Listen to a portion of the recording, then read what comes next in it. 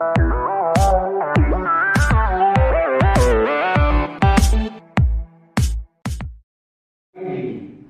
riwayat ini, ban penisut. Hajaka kemudian ki Muslim bat Hindu, penisut Muslim bat Hindu. Hababdan Muslim Hindu tangki Kristen, upenisut ugaro bat kasi bat ujangkia.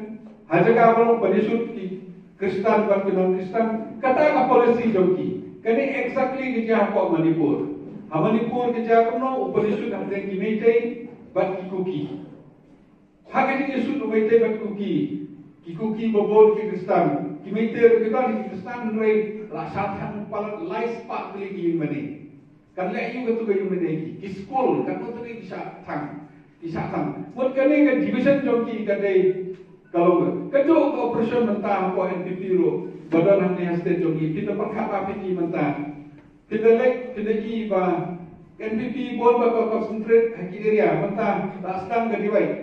Apa den gogaro batu kasih. Kajingnya keren seni setai. Last time pada kasih bat kejantia. Example ki perlu ya ka state anthem. Tak kendiat kelarung ke policy ke design ke BJP ba implement.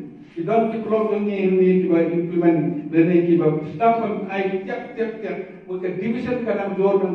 Habis ki kasih, ki non kasih, ki niam beper kalasran. Kata kajing beper jor habis jom ke kongres. Bat ki BJP, bat ki WKW. Sekawai ro kadang ni semai ke parti mentah ke WPP. Mentah borok kawai ke India lagi. Kami semai ke parti Aam Aadmi. Apa Delhi. Kular ke benang ke Kendo. Kok bangilong ki bahok nginem sim kota, nginem sim kali, nginem lek kata.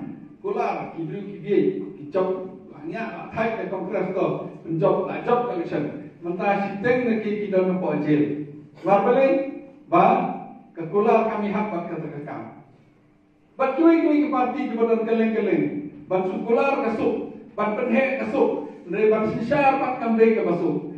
Kajini per ke kongres bat kini ke parti no. Ni keren, ke pemikular lade hapo Maharashtra, lade hapo Karnataka, lade Himachal, lade Telangana. Ke pemikular kami first jom ni. Nilai kata.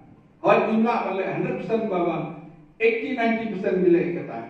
Kan maka BJP bat kiwi ke parti. Pernah kene kalau PE kum ke NDP ke kular sanlak job dinong ban penyok kam yo jam. Ke BJP ke kular ban pelai yo duyong. Mereka mentah kita duyong yo kata ke kam ke jam yo. Ban kular with correction. Kumong ba postur correction tapi BJP ki.